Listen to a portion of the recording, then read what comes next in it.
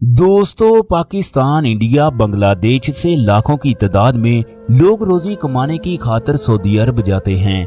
वहां पर मजदूरों को कफीलों की तरफ से तरह तरह की मुश्किलात का सामना करना पड़ता है।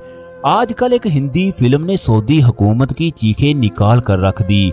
इस फिल्म में जिस आदमी ने भी काम किया, सऊदी हुकूमत की जानिब से उस पर मुकम्मल तौर पर पाबंदी लगा दी गई। वो लोग किसी भी तरह से सऊदी अरब में दाखिल नहीं हो सकते। ये फिल्म करोड़ों लोगों के दिल की धड़कन बन चुकी है। इस फिल्म में दिखाया गया है एक सऊदी कफील किस तरह एक मजदूर पर जुल्मों सितम करता है। ये भारतीय शख्स के साथ पेश आने वाला एक सच्चा वाकया है। नजीब और हकीम, जिसका ताल्लुक इंडिया से होता है, वो रोजी कमाने की खातिर सऊदी अरब जाते हैं। एजेंट ने दोनों को कंपनी में हेल्पर के तौर पर काम करने के लिए भेजा था। ये दोनों जद्दा एयरपोर्ट पर अपने कफील का इंतजार करते हैं। दोनों को ना ही कफील और ना ही कंपनी का कोई आदमी लेने के लिए आता है।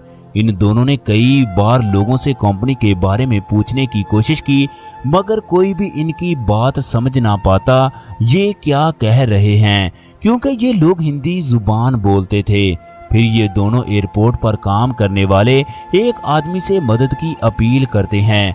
चनाचे वो आदमी इनकी कंपनी में फोन करता है, मगर आगे से कोई भी आदमी फोन नहीं उठाता। फिर वही आदमी बताता है आज जुमा है, जिसकी वजह से आज सऊदी अरब में छुट्टी है, आज आपकी कंपनी का ऑफिस बंद होगा।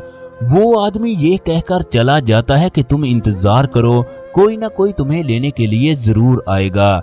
ये लोग इसी परेशानी में खड़े थे कि इतने में एक अरबी इनके पास आकर कुछ बातें कहना शुरू कर देता है, मगर दोनों की समझ में कोई भी बात नहीं आती। ये दोनों समझने लगे कि शायद यही हमारा कफील है। इसके बाद वो अरबी वहां से चला जाता है।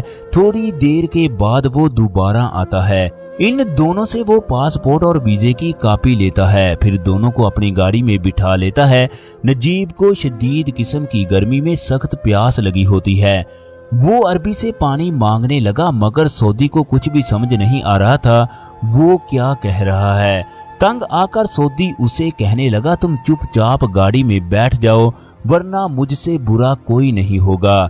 चनाचे गाड़ी एयरपोर्ट से अपनी मंजिल की जानब रवाना हो गई। नजीब हकीम को कहता है, हमें घर में फोन करके बता देना चाहिए हम सऊदी अरब पहुंच गए हैं।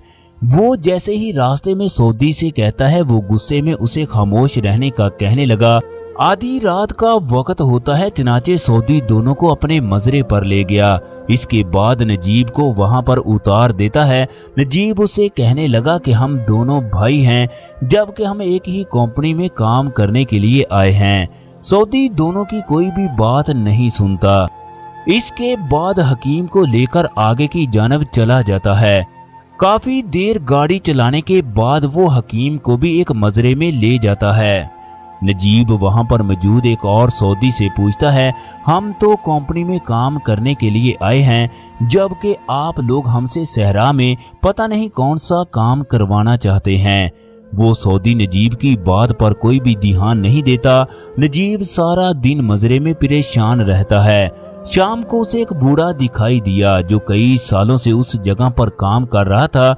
नजीब ने जब उस आदमी से बात करने की कोशिश की, उसे पता चला इस आदमी का ताल्लुक इंडिया के सूबे केरला से है, मगर उसे कुछ भी समझ नहीं आ रही थी कि वो क्या कह रहा है। दोस्तों, शाम को नजीब एक टेंट में सोने की कोशिश करता है। सारा दिन थकन की वजह से उसे नींद आने लगी। चनाचे वो सुकून की नींद सो गया। जब उसकी सुबह आंख खुली तो उसने देखा कि तामल आदमी बकरियों का दूध निकाल रहा है। इसके बाद नजीब सऊदी के पांव में जाकर गिर पड़ता है कि मुझे मेरे मुल्क वापस भेज दो, मगर सऊदी फिर से उसे डांट कर वहां से भगा देता है। इसी दौरान असल सऊदी जो इस जगह का मालिक था वो वापस आता है। वो दौड़कर इसके पास जाकर हिंदी में उसे समझाने की कोशिश करता है कि मुझसे वादा किया गया कि 10 घंटे काम होगा, सोने के लिए एसी वाला रूम होगा, तनख्वाह के साथ ओवर टाइम भी होगा। एजेंट ने मुझसे धोखा किया, खुदा के लिए मुझे वापस भेज दो। नजीब सऊदी को वो डायरी भी दिखाता है जिसमें कर्ज लिखा था कि वो फलां आदमी से कर्ज लेकर सऊदी अरब पहुंचा है। सऊदी उस डायरी को फाड़ देता है। नजीब को इस बात की समझ आ चुकी थी कि वो बुरी तरह फंस चुका है। वो यहाँ से किसी भी सूरत निकल नहीं सकता। नजीब ने कई दिनों से कुछ भी नहीं खाया था। सऊदी ने उसे परेशान देखा तो अपने पास बुलाकर खाने का एक टुकड़ा दे दिया। नजीब उस रोटी के टुकड़े को खाने की बहुत कोशिश करता है तो खाना गले से नीचे नहीं उतरता। वो सऊदी उसे बताता है, इस रोटी के टुकड़े को पानी में भिगो कर खाओ। एक दिन एक आदमी पानी का एक टैंक लेकर आया। नजीब दौड़कर उसके पास गया, उससे मदद की दरख्वास्त करने लगा। सऊदी दोनों को बातें करता देखकर उनके पास पहुंच गया। फिर बंदूक लेकर कहता है, तुम यहाँ से भाग नहीं सकते।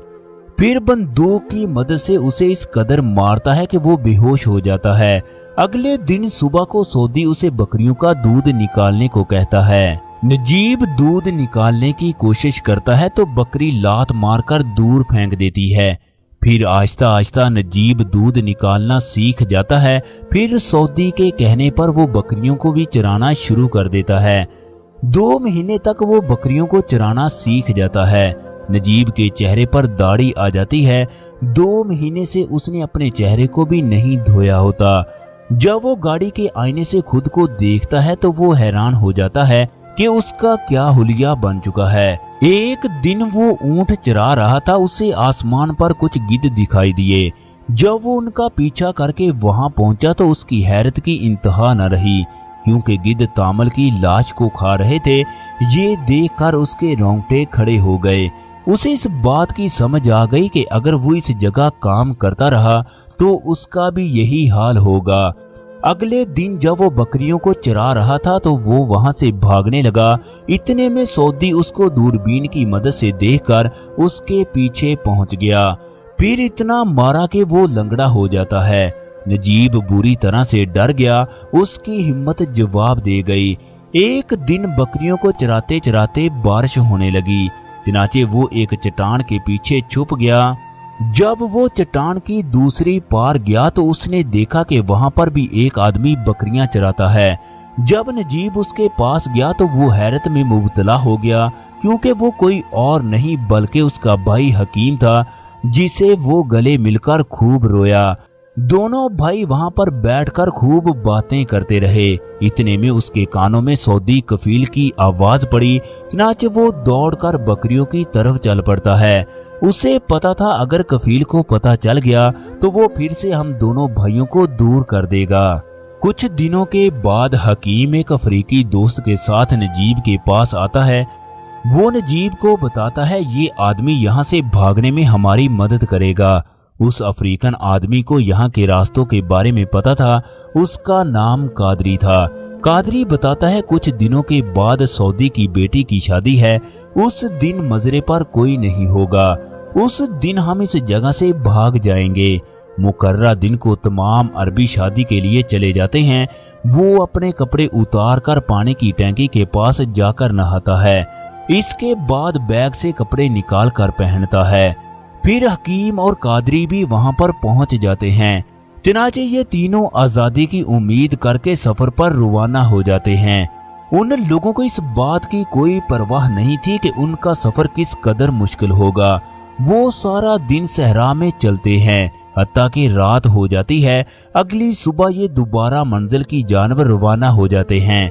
प्यास की वजह से इनकी हालत बहुत खराब हो जाती है। हकीम को पानी नजर आने लगा। वो उसकी तरफ दौड़ता है तो उसे पता चलता है ये पानी नहीं बल्कि धूप थी।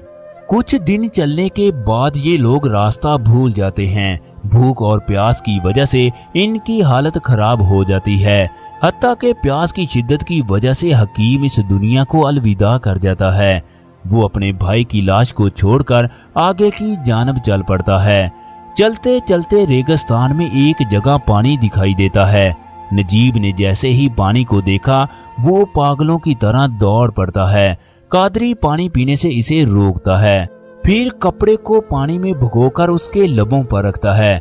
कादरी को करीब से एक पानी की बोतल मिल जाती है। चनाचे वो सैर होकर पानी पीकर बोतल को पानी से भरकर आगे की जानब चल पड़ता है। दोस्तों वो आराम करने के लिए एक जगह रुक जाते हैं। जब नजीब की आंख खुलती है तो कादरी वहां से गायब हो जाता है। फिर वो खुद ही आगे की जानब बढ़ता है। आखिरकार वो सफर करते करते मेन रोड पर पहुंच जाता है। उसकी हालत बहुत खराब हो जाती है। वो रोड पर गाड़ियों को रोकने की कोशिश करता है मगर कोई भी गाड़ी उसके लिए नहीं रुकती। फिर एक अरबी जिसके चेहरे पर दाढ़ी होती है वो उसको गाड़ी में बिठाकर पानी देता है। फिर नजीब को शहर में लाकर छोड़ देता है। नजीब चलते चलते एक होटल के सामने गिरकर बेहोश हो जाता है जिसका मालिक एक इंडियन होता है जिसका भाई सोशल वर्कर था। लिहाजा उस आदमी ने अपने भाई को कॉल की। वो नजीब को अपने फ्लाइट में ले जाते हैं। वो उसका इलाज करते हैं। इसके बाद नजीब से उसके घर का फोन नंबर लेकर उसके घर वालों से उसकी बात करवाते हैं। चनाचे नजीब के पास कोई भी डॉक्यूमेंट अकामा नहीं होता, लिहाजा उसे कैंप में ले जाया जाता है जहां सऊदी अपने वर्करों को लेकर जाते हैं। नजीब बहुत ही सहमा हुआ था।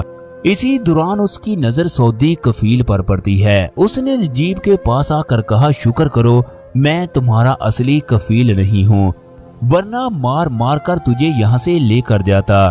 चनाचे कुछ ही दिनों के बाद उसे भारत डिपोर्ट कर दिया जाता है। दोस्तों ये वाकया बिल्कुल सच्चा है। उस इंडियन को एक पाकिस्तानी पठान बचाता है जो किसी काम की गर्ज से वहां से गुजर रहा होता है। ये अबहा का वाकया है जिसने उस वक्त बहादुरी दिखाकर नजीब को अबहा के पुलिस स्टेशन में पहुंचाया। अबहा के पुलिस स्टेशन पर आज भी नजीब की तस्वीर लगी है जिस पर लिखा है, इंसानों से हमेशा मोहब्बत के साथ पेश आओ। फिर हुकूमत ने नजीब से ना सिर्फ माफी मांगी बल्कि उसे 10 साल की तनख्वाह भी लेकर दी। सऊदी अरब में इस तरह के न जाने कितने वाकयात पेश आते हैं। इस फिल्म ने सऊदी कफील